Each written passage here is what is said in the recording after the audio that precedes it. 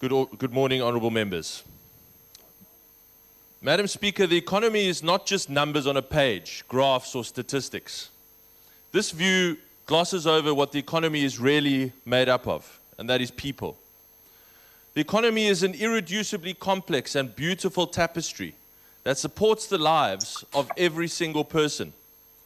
You cannot pull on one thread of it without unstitching all of the threads of it at the same time. And what we are currently witnessing in South Africa is the unraveling of the South African economy before our very eyes. 3 million South Africans have lost their jobs, now face the unprecedented hardship of losing all of their income and have lost all of their hope. Tens of thousands of businesses have closed or are closing. South Africans face real danger, and the anxiety of financial ruin is leading many to take their own lives. And in particular, this morning, we remember the life of Kagiso Baroko, who's a talented, young, up-and-coming opera tenor who took his life sadly last night. The Democratic Alliance calls on the government to stop the needless suffering and poverty of so many South Africans by ending the lockdown now and reopening the full economy immediately, because jobs save lives. Madam Speaker, the profound economic depression we face and national suffering that this lockdown has brought is the backdrop to today's debate on this emergency budget. This is a budget which seeks to borrow 770 billion rand this year alone. It sees government revenue collapse by 304 billion rand in 1 year. And it is a budget which will spend 236 billion rand this year just in interest on debt.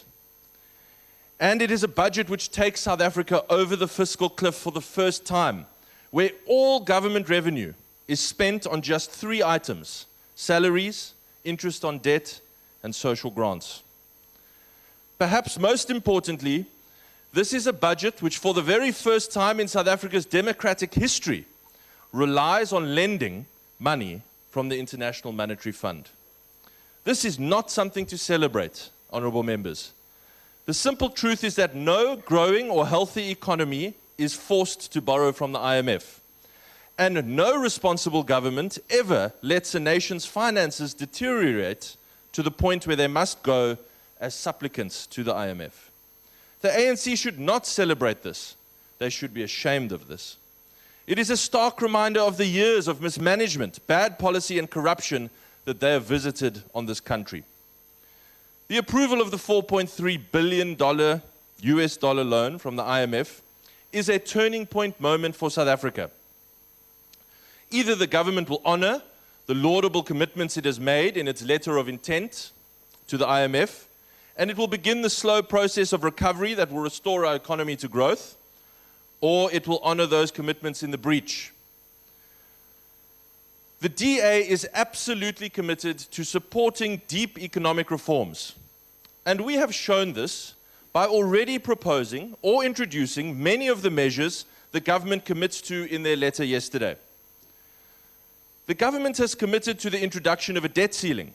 Well, the DA has made a positive proposal to introduce a debt ceiling called the Fiscal Responsibility Bill, which is already tabled in this Parliament. It's ready to go. The bill introduces a legislative limit to the amount of new debt the government can borrow each year without the permission of Parliament. The Minister has already explicitly committed the government to debt stabilization by 2023 and has now gone even further in discussing a debt ceiling.